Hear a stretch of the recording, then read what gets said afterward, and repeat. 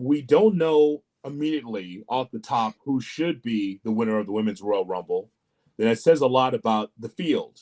Sure. So I'm thinking this might be someone out of nowhere that gets number 29 or 30 and they win it. Someone we haven't seen for a while. So that's the weird thing is I enjoy when they're not announcing names. Like I hate the years when you have 28 names in front of you because you're like, oh, well, there's going to be no surprises. But this just feels forgotten about right now. And you look at the betting odds, Charlotte is the favorite 2-1. Tied for second is Becky and Io at 4-1. So you have that. And then after that, Bianca at 9-1, Jade at 10-1.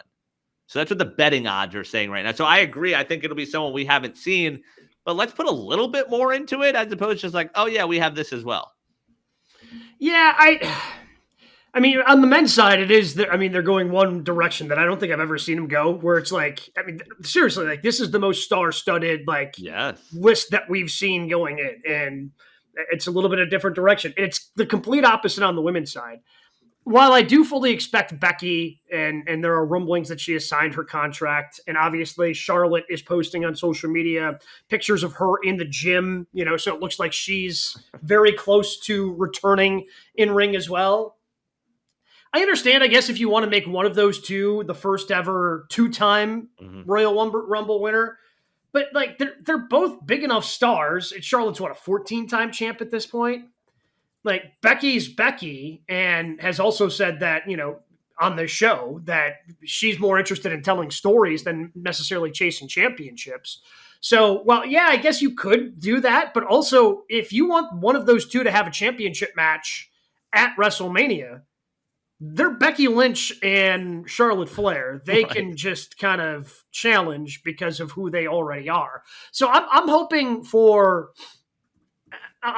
somebody maybe we don't expect to kind of suddenly rise.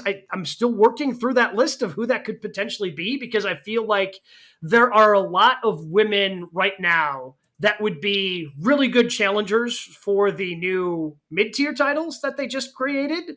But I don't know if there's anybody outside of people who have already held WWE championships that's ready to ascend to, oh yeah, they're ready for a WrestleMania Women's Championship match.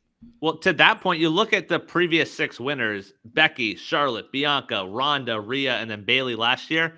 Those are all names that were already established that did not need the Rumble. Is there a chance that we see someone unexpected? I see it here even in the chat. I was about to say, Jordan Grace, like you do debut her there and throw her out there and let her win. Roxanne Perez, I know she's doing stuff with Bayley right now, but is there a way to skyrocket her? Like, this is how you make stars in this match. Let's have the conversation about how we feel as a show about the women's division in WWE before we even get to a consensus on who should win it. So outside of Tippy Time and Rhea Ripley, how do we feel about like how top heavy the division is? I'm talking about the women's division, because like I threw out names we haven't seen before, but who's deserving of that next level to be able to vie for one of the 2 women's championships? How do we feel about the division overall? So I think it's good. I don't think it's great yet. And I think that with NXT and TNA wrestlers coming into the division, I think that can make it even better. Yeah, I'm at the point, like I said, I don't know if there's a lot of top-end talent. I think there are some rising stars, certainly. There are a number of people I could say that anybody really, if you wanted to strap a mini rocket on somebody like Zoe Stark that they have, I don't see her being a Rumble contender. I see her potentially being one of the next U.S. women's champion or the women's intercontinental champion, especially after that brutal missile dropkick on Monday night.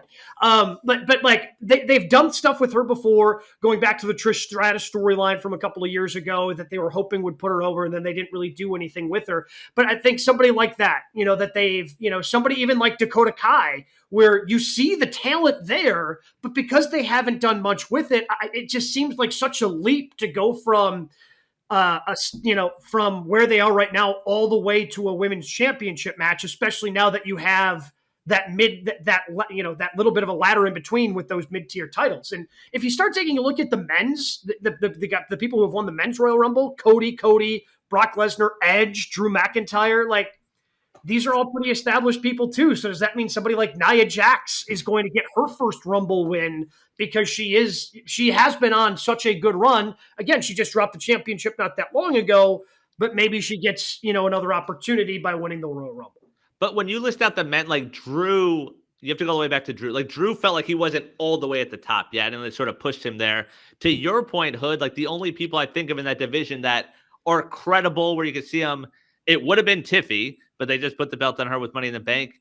The other one I throw out there is Chelsea, and what they've put into her and how entertaining she's been. Like that would be a big moment, and they sort of gave her moment already. So to answer your question, no, there really isn't that next level right now in the women's division. You know what? That's actually good. Because now you have reckless speculation on who's going to be next and how Triple H sees the women's division. So that's good that now it's a climb to the top in 2025 on who's going to be able to be that next person. Like, we're happy for Chelsea as a show because she's a homie. It's great that she's there. We're happy for Tiffy time. But, I think that, like our guy, the King Ellie show said, we're going to see some talent coming in from TNA and NXT, and that should just start to ruffle some feathers in there, getting some fresh young talent in there. And so now we get some unique matchups, and then maybe someone else will emerge from that. But if it ends up being Charlotte or Becky, are we getting that? No, I mean, that's just they don't have to win the championship. But I mean, here's the thing. Could you put in someone from NXT and say, we're going to go with them? Well, I mean, there's still some people that watch NXT, but not the majority. Sure. So I just think that someone on top that can be beaten by someone in the middle, now you're elevating them. That's how wrestling goes. Like, you find someone in the middle, you have someone they beat. Like, Bailey's losing a lot lately. Yeah. Just saw Bailey lose again. So at least that person underneath can be able to get over the top against an established veteran, an established talent. This has... Again, maybe this is just still fearful of old Vince booking. This to me has Charlotte written all over it, and then she goes and challenges the other blonde. When again, you don't need to do that. Like you could build a different, more interesting story if that's what you want to do. Like Charlotte versus Tiffy at WrestleMania, I think is a good match. Yeah, but I think you can do something more interesting than Charlotte wins and then just challenges Tiffy. Right? But Tiffy has to win that. But Tiffy wins. That's the whole point of what I'm saying. Oh, yeah. Tiffy would have to, yes. Good. Yeah. If Tiffy wins that. But still, like, I think that's an interesting matchup. And I think that's, like, I think you could tell an interesting story. But again, Charlotte Flair can just be like, hey, I'm a 14-time women's champ. I'm going after the WWE Women's Championship, right? So then it's like, okay, well, so in my mind, okay, so then Hood started by building, okay, what do we have in the women's division?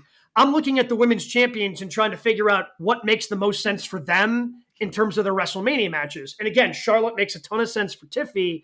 I'm not sure who makes sense for Rhea.